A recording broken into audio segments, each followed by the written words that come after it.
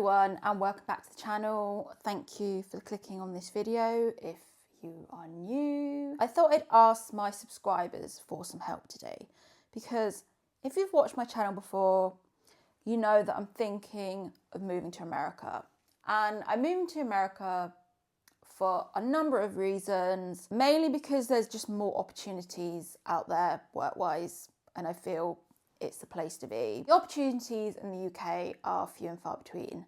So I've always had this idea in my head to go over there and see what happens. And I always think that dreams are put in your head for a reason, and we're never really given dreams that aren't physically achievable. So I've always kind of had this in the back of my mind of wanting to move to America. But this is the place where I'm at. I'm not really sure where to go. I have moved to towns on my own solo before. I've done it a few times, and this is the thing that puts me off, is that I know I can move to a town solo because I have done it, but I always get lonely, and I know those first few months are pretty rough because you don't have that friendship circle around you. You don't have that support system. You probably don't have your family, you don't have your friends, etc. And those first few months in a new town are particularly rough. And the other thing that puts me off is that obviously my job is solo. If I'm doing this full time, obviously when you start out, it's a solo job. If you're creating videos, usually at the start, you're doing everything yourself. Say if you move for work, you can potentially make friends with people in the office, go for drinks after work and make friends that way. But when you're doing this job, it's literally a solo mission. You're doing it on your own. That's the one thing that puts me off. This is possibly the second video of the series I'm doing of Don't Wait for a Man. And I did the first video last week of Don't Wait for a Man. If you want to have a rich lifestyle, you've pretty much got to make it yourself. And this is the second one, really. It's going to America solo. And, you know, in an ideal world, you'd meet someone that lives in America and just move out with them, and your life would just be perfect. And you wouldn't have to think about anything. You would just slot into their life and your life would just be so easy. But my life's never been like that. I've had to accept that in life, I've pretty much been given, in some ways, I've been given the short end of the stick. I've had to just work for everything. And I know it's not a sob story. I know everyone has to work hard. But in some ways I feel like, literally, can I just not have one just nice thing that happens to me, please? Please, God, just one nice thing. That would be great. I always say, I guess it's my unofficial tagline, is that I make videos for women that aren't going to be flown out to Dubai. That is my tagline. I make videos for the women that don't have the option of putting nice photos on Instagram and just getting picked up and just getting a boyfriend and just getting the lifestyle automatically of the rich lifestyle, etc. I make videos for the women that are more pragmatic and they know that is not going to happen to them and they have to create their own wealth. Yeah, it would be nice if you meet a rich man and your life just falls into place and you don't have to do anything. But I also think everyone says, oh, they love the soft life. And I do, part of me does admire those girls on TikTok that are 25 and they're so confident that they just say, I'm so pretty, I don't need to work. I'm just so attractive, why should I work? I'm from a different generation. I'm from a generation where we were told we could be anything and you could go out and do whatever you wanted. And to some extent, that has kind of backfired on women. But also, I still think it's a better place to be than the Gen Z generation that literally think because they're pretty, they shouldn't have to work. They shouldn't have to put in a hard day's graft. They should literally just marry rich and that is their life. That's sorted. They could just have a soft life. So for me, it's the solo migration to America. And for me, it's not just a cut and shut decision because I have to think, obviously I live in the UK, I have to think what stuff would I get rid of? What stuff would I put in storage? What stuff would I sell? What stuff would I ship over? And it's not just a Gen Z approach of, yeah, just putting everything in a van and hashtag van life, hashtag travel around the world. It's slightly more complicated because I've accrued a lot of stuff living on your own, you have to buy all the furniture, etc. I haven't just gone from boyfriend to boyfriend living in their house. I've got so much stuff. I don't want to be like, woe is me, but if you live in America, your life is so much easier than everyone else because you don't have to go through this process of the traveling and getting there. You're just there. And you can literally put all your stuff in a van and go. And then it's getting the visa. You know, I'm not going to go too political on this, but you don't like people coming into your country. And I need to go through a research period because I'm pretty much sure that they only let you in if you can bring significant wealth to the country. They don't just let random people in, etc. I'm pretty sure that you probably need to provide some kind of documentation of proof of business. I don't know, because the process is so complicated, in a way it kind of, you make a rob for your own back, and that's why you get the trash shows like 90 Day Fiancé, because realistically that's the only way people get into the country is by marrying someone. Or you have to provide some kind of business that generates a lot of wealth. They're not just going to be like, hey, we'll let you in just because you want to be a YouTuber in the USA. That's not how it works. Realistically, if I did want to go out there, I'd have to split my time between the UK and USA, have a few months out there, pop back a bit. It's not going to be something where I can just be like, hey, I don't have children, I'm moving to the USA. It's going to be a slightly more complicated process than that. And I don't really know how it's going to work out. We're trying to not get into the negative mindset. We're trying to be positive. And even though it seems like a bit of a pipe dream at the moment, it's one of those things where thoughts become things. And if you speak it out into reality, maybe it will happen. So that's where I am now. I also need your help because I don't really know where to go in America. And there's obviously the 3 main places to go. So the 3 main places to go would obviously be the big places, so New York, LA, or somewhere around Texas. And I literally know nothing about America. I just know I need to be there. And there's obviously pluses and minuses to each place to live. So I think with New York is obviously great for being a digital content creator because the algorithm loves New York, and I've seen people absolutely blow up their channel in New York, and it's because people are clicking what to do in New York. And obviously for an outsider, New York's like, oh my god, New York.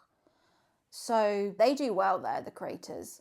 But then I've also seen people that have moved out of New York and their channel doesn't do as well. I don't think it would really affect me because the type of content I do, it's sit down talking about things. So in some ways I'm lucky. I can just be nomadic and I can just work wherever, which is a really good part of this job, is that I can be wherever and just pick up the camera and start filming. Also, I'd be near my family, so the flight wouldn't be as bad to just pop back and see them.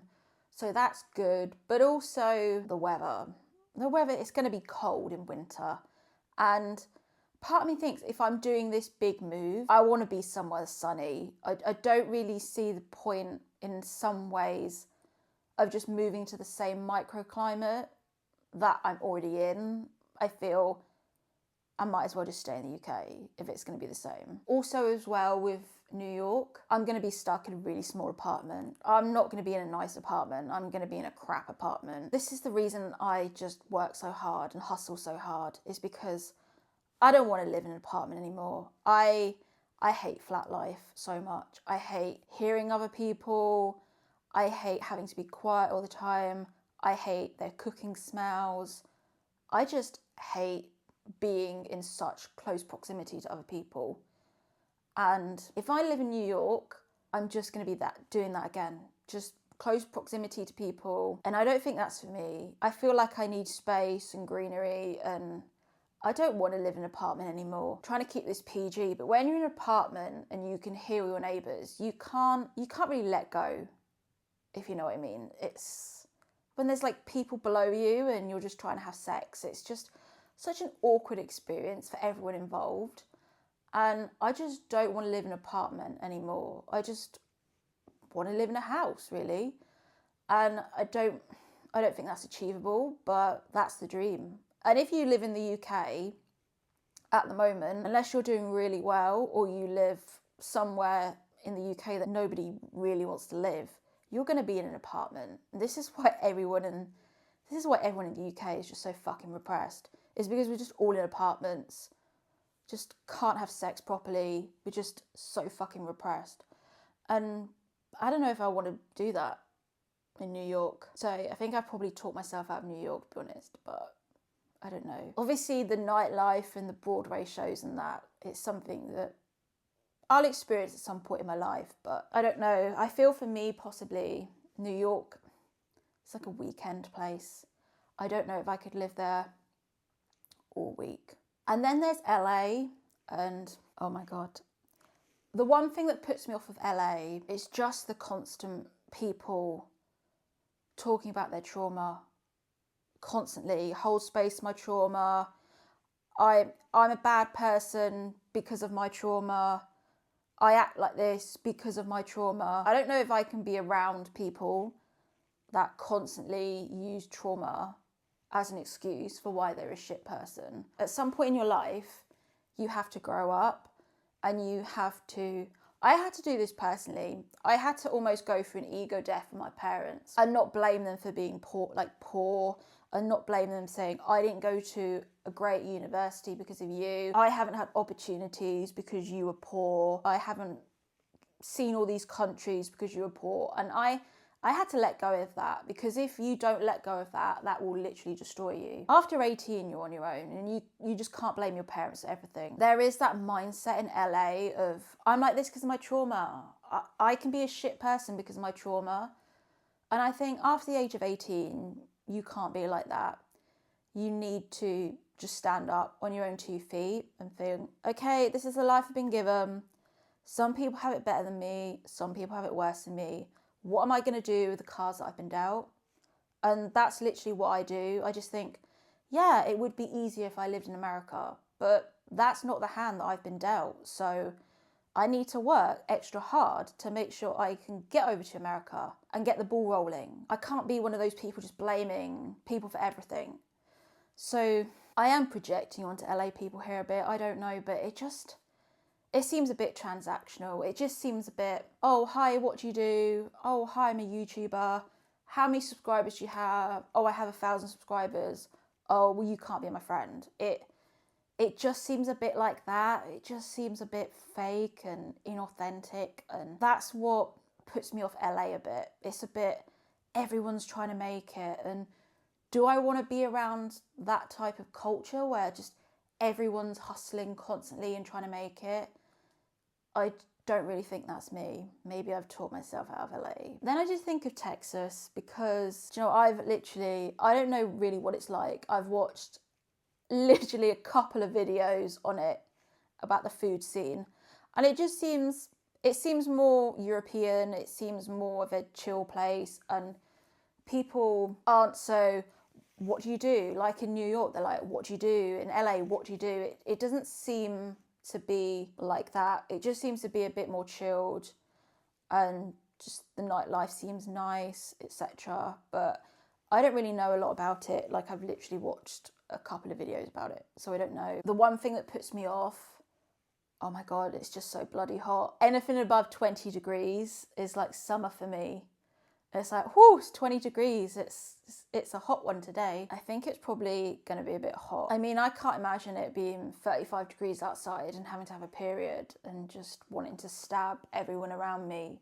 I think it might be a bit too hot for me. That's the only thing that puts me off. But also, like, everyone seems to be moving out of LA now. I obviously only really get the news, and then I don't even know if the news is real or not about LA. And a lot of the media we get, you just don't know anymore. You don't know what's real and what's not. So that's really why I'm making this video. I generally want people to write in the comments the pros and cons of each place. I generally don't know where to go, and obviously I'm going to be without my family, so it's going to be tough. I need to move somewhere where it's easy to make friends and people are going to be welcoming. I don't want to just move to a place where everyone's just in their bubble and they're in their work bubble and they just don't want to make friends. And a lot of people have their social circle drilled down. They don't want to add new people to it. They've known these people for 10 years. They don't want to let anyone else into their circle. And sadly, a lot of people are like that. And also, I have touched on this before, but when you are a single female, people don't let you into their social circle. Married people tend to hang around with other married people, other couples. They do not let single females into the social circle because she is a threat. People always see, I've had this my whole life, people always see me as a threat. They always think I'm just going to steal their husband, and I'm not even like that at all, but I've had this problem my whole life where women always get jealous of me, and I'm literally just the sweetest person ever, but people literally just, they become jealous of me. They don't ingratiate me into their circles because I don't have a husband, etc. And if I look at most of my friendships throughout my life, they've always been older women that are married and we're not competing for the same man. These are women, and women that are secure in themselves. I've never really had women my own age, married, etc., or single. I always tend to have friends where they're like 10 years older than me. It generally is tough when you're a single woman because unless you are with secure friends, women won't let you into their friendship group because you're single, and they literally just think you're going to steal their husband. We just want to find our own husband. We don't want your beta husband. Please let me know the pros and cons in the comments, because obviously as someone from the UK, I don't know really the ins and outs of each place to go.